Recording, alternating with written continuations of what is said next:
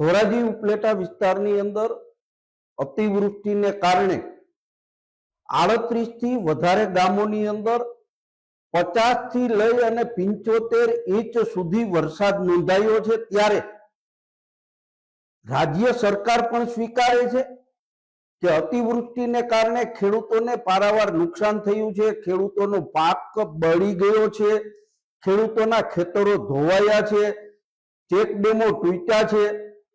કૃષિ મંત્રી શ્રી આ વિસ્તારની મુલાકાત લે છે, પરંતુ સહાયની જાહેરાત કરવાને બદલે સર્વેની વાત કરે છે। સર્વે કરવા માટે સરકાર પાસે સરકારી અધિકારીઓની, સરકારી કર્મચારીઓની ટીમ નથી।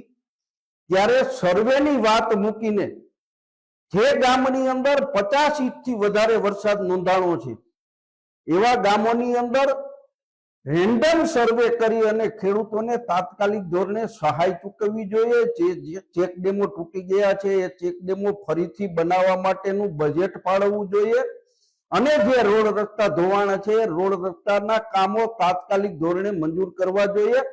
રાજ્ય સરકાર ફક્ત વાહવાહી મેળવવા માટે એમના કૃષિ મંત્રીશ્રીને આ વિસ્તારના પ્રવાસમાં મોકલે છે, પણ કૃષિ મંત્રીશ્રી પણ કોઈ નક્કર જાહેરાત કરવાને બદલે ફક્ત સર્વેની વાત કરી અને ખેડૂતોને છેતરવાનું કામ કરે છે। સર્વે શેનો કરશો? વરાપ નીકળી છે, ખેડૂતોનો જે મોલ બળી ગયો છે, ખેડૂતો રાપલી અને નવું વાવેતર કરી દે છે, તો તમે શેનું સર્વે કરવાના છો?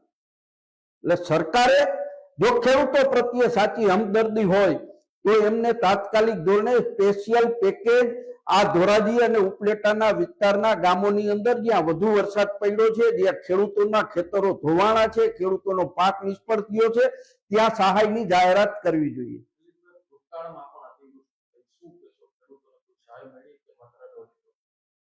ભૂતકાળની અંદર 4 વર્ષ પહેલા જ્યારે આવી જ અતિવૃષ્ટિ થઈ, ભાદર, વેણુ, મોજ નદીઓના કારણે ખેડૂતોના, નદી કાંઠાના ખેડૂતોના ખેતરો ધોવાણા હતા, ત્યારે પણ રાજ્ય સરકારે સહાયની જાહેરાત કરી, પણ સામાન્ય સહાય કે જે ખેડૂતોની મશ્કરી સમાન હતી એવી સહાય ચૂકવી હતી।